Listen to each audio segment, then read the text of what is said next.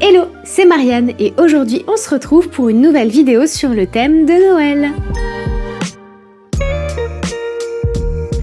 Cette semaine, j'avais envie de vous partager des idées pour peut-être les petits retardataires qui parmi vous n'auraient pas encore terminé leur cadeau de Noël. Et donc je vais vous partager aujourd'hui 5 idées de cadeaux en bocaux à offrir. Donc si vous connaissez pas le principe, en gros, on part d'un bocal en verre, donc ça tout le monde a ça qui traîne chez soi dans son placard.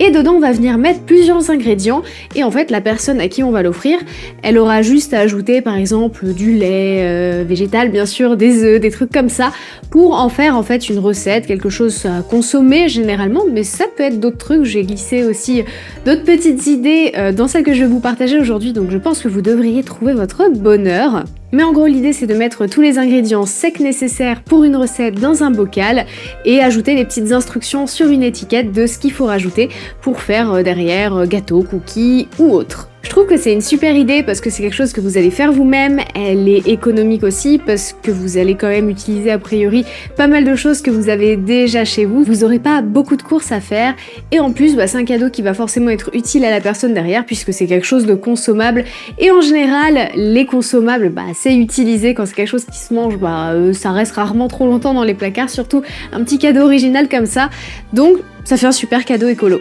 Et c'est parfait pour tous ceux qui sont un petit peu en retard et qui n'ont pas trop d'idées. Donc on va commencer sans plus tarder par la première recette et il s'agira de cookies. Pour 24 cookies, tu vas verser 100 g de flocons d'avoine, 120 g de farine de riz, 80 g de poudre d'amande, 100 g de sucre, une cuillère à café de levure chimique, une bonne pincée de sel et 100 g de pépites de chocolat.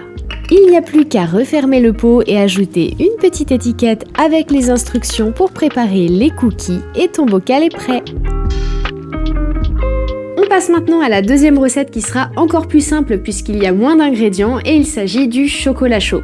Pour 2 chocolats chauds, tu vas verser d'abord 2 cuillères à soupe de cacao en poudre, 50 g de chocolat à cuire et terminer par quelques poignées de guimauve.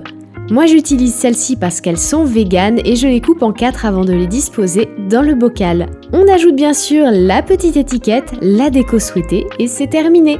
Super rapide, non ? Passons maintenant à une troisième recette aussi réconfortante pour l'hiver, un thé épicé. Pour ce bocal-là, tu peux faire un petit peu ce que tu veux en fonction de ce que tu as déjà dans ton placard. Moi j'ai opté pour un mélange d'épices et quelques fleurs séchées pour ajouter un peu de couleur. Mais si tu veux une liste précise, je t'ai mis un lien dans la description, comme pour toutes les recettes de cette vidéo d'ailleurs. On passe maintenant à la quatrième recette qui est idéale à offrir pour les personnes qui sont pressées dans leur quotidien, qui ont un quotidien très actif et qui n'ont peut-être pas forcément le temps de cuisiner. Vous allez leur économiser un repas ou en tout cas au moins une réflexion de repas puisqu'on va leur proposer un petit porridge salé. Pour 2 porridge, on commence par 100 g de flocons d'avoine, du sel, puis 1 cube de bouillon de légumes que j'ai réduit en poudre au pilon. Ensuite, place aux épices de ton choix. Pour ma part, paprika fumé et ail en poudre, puis les protéines de soja texturées. Pour un peu plus de saveur, j'ajoute 2 feuilles de laurier et après avoir noté les instructions sur une étiquette, on peut offrir ce bocal. Et enfin, on passe à la 5e et dernière recette qui n'est pas quelque chose qui se mange, mais qui sera très utile à la personne, d'autant plus qu'elle s'utilisera directement, il n'y aura pas à rajouter d'eau, de lait ou autre, donc c'est vraiment parfait. Et il s'agit de la lessive maison. Ça fait plusieurs fois que je vous partage la recette, mais pour ceux qui débarquent, la voici. On verse 100 g de paillettes de savon dans un grand saladier qu'on recouvre de 2 litres d'eau bouillante. On mélange jusqu'à ce que le savon se soit dissous dans l'eau et c'est le moment d'ajouter 3 cuillères à soupe de bicarbonate de soude et la fragrance de votre choix. Moi j'ai choisi mûre sauvage. Et on mélange bien avant de couvrir pendant 24 heures. Il ne nous restera plus qu'à mixer avec 1 litre d'eau froide supplémentaire et de le verser dans un petit pot décoré. Et voilà, une lessive prête à l'emploi. Et voilà pour ces 5 idées, j'espère qu'elles vous ont plu et qu'elles vous ont inspiré. En vrai, c'est même pas que axé Noël si vous voulez offrir ça pour un anniversaire plus tard dans l'année.